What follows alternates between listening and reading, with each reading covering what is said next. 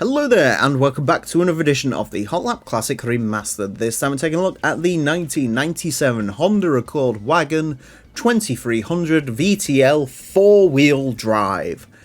The Accord Wagon with the longest name, and the only Accord Wagon in the game with a 4-wheel drive.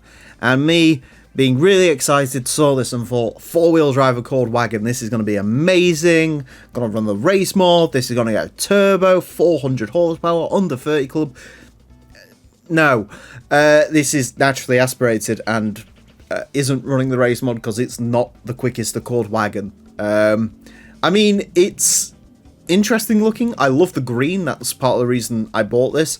It's got the light bar, which is weird. Obviously, the 96 Accord Wagon that we've seen gone round, I think the North American one had the same rear end as this. Was the North American Accord Wagon later on had different rear end? I haven't seen one. But I suppose this is, it's forward thinking. You get wraparound rear glass and, no pillar there, and you get the light bar, which, as he looks out the window, isn't too dissimilar to the one on my 2024 Civic Hybrid. So, they bought that back, I guess. Yeah, it's I bought this because it was green, and in case you're curious, this car is actually now holding the record for the car that's been in my garage the longest that you've seen in this series so far. I bought this like a year ago and got really excited about it, and then fully upgraded it, and was waiting for a rainy day to broadcast this on. And, well, as the sun shines outside, maybe the sun will shine on this Accord Wagon. 4-wheel drive, 286 horsepower, 1,290 kilos. Not exactly world-beating stats, and, yeah. Oh, and I didn't mention the best part. It's a 4-speed wagon. Oh, boy. Anyways, this car is going to get 6 laps of the Motorsports Land track in order to set the best time it possibly can. Our current leader is the Mitsubishi GTO LM Edition 99 that set a time of 27.017. You hear that noise? That engine noise there? Does that sound like a car that's going to beat the Mitsubishi GTO LM Edition 99? No. No, it doesn't. I'm hoping this beats the Mitsubishi Legnum ST, which is the terrible Legnum that has like 180 horsepower, and this isn't the slowest wagon we ever drive. But with the 4-speed auto and knowing how sort of naturally aspirated Hondas do not like this track, I am very much hoping that it can do that, but I'm not super convinced. It has 2 light bars. Look at the size of that third brake light as well. Fantastic. This was a car that cared about your safety and wanted you to know it was stopping. Not because, it wanted to alert you with the fact that, the car was coming to a halt. It was more to alert you to the fact that the car is going to take a while to speed back up again. I'm also having to use first gear because gear ratios. Now, the other Accord Wagon we had, the 96, that did have a 4-speed auto. And that wasn't super slow. Of course, the difference there is that one was front-wheel drive and quite agile and quite quick, and this isn't any of those things. 33.367.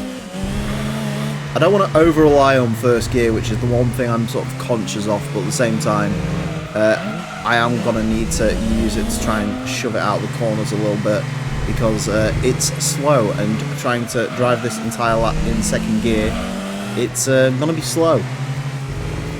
That was a very cheeky corner cut, but forgive me. I'm on a mission to save the Honda Accord nameplate from a Legnum.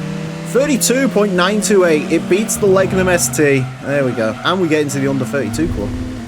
It's only 3 seconds slower than a Beetle I drove last time. Yeah. God, poor car. Can we beat some... I'd love to pick off, a car that is, vastly underperformed down here. Something like a BMW 740i.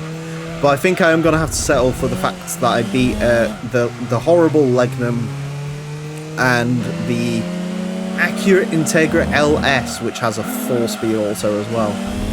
Which is a car that I think is probably slower than this one because it had literally no power whatsoever. The worst bit is this has like 100 more horsepower than that Legnum, and it really doesn't feel like it has 100 more horsepower than that Legnum. This car would be... Someone tells me this car would be a lot quicker if it was just front-wheel drive and sort of left it at that, but either way, we are going to finish this with...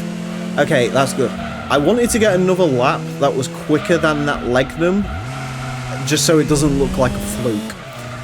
But no, that was slow. That was poor.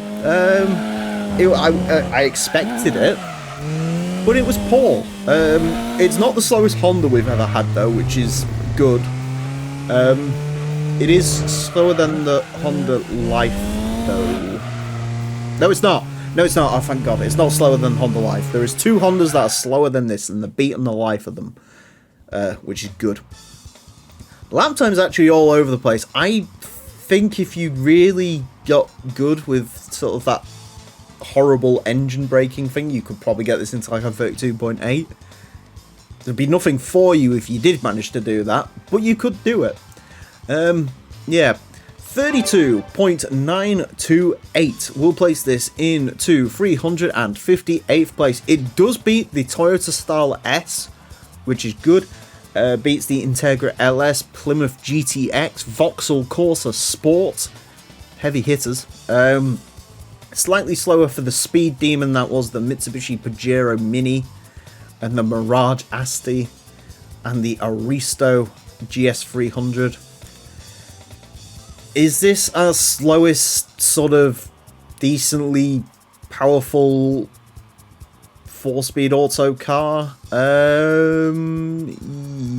Yes. Yeah. Okay, the one solace we can take is this does become one of those cars that has an obnoxiously large gap between the quickest and the slowest. So the slowest Accord is a 32.8, but the quickest Accord, or 32.9, sorry, I'm overreaching. The quickest Accord set at 30.4, so there's a 2.5 second gap between Accords.